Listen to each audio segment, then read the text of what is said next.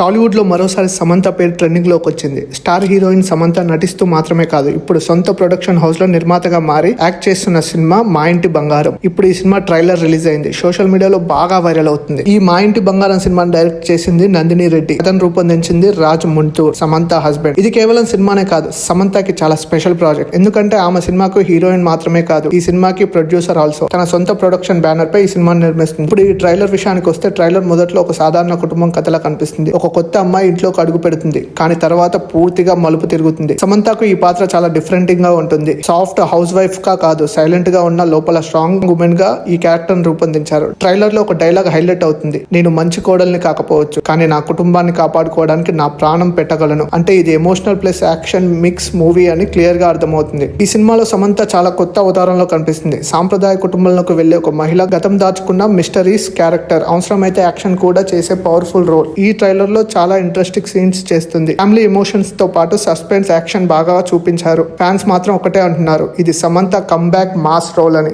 Theatre release తేదీ June 19, 2026. Trailer release అయిన తర్వాత సోషల్ మీడియాలో బాగా ట్రెండ్ అవుతుంది. ట్రైలర్ లాంచ్ ఈవెంట్ కూడా చాలా గ్రాండ్ గా జరిగింది. సినిమా మీద అంచనాలు రోజు రోజుకి పెరుగుతున్నాయి. మా ఇంటి బంగారం ట్రైలర్ తో సమంత మరోసారి టాలీవుడ్ లో హాట్ టాపిక్ గా మారింది. సమంత నటించిన మా ఇంటి బంగారం ట్రైలర్ మీకు ఎలా అనిపించిందో కింద కామెంట్ చేయండి. మరిన్ని మూవీ ముచ్చట్ల కోసం మన ఛానల్ ని సబ్స్క్రైబ్ చేయండి.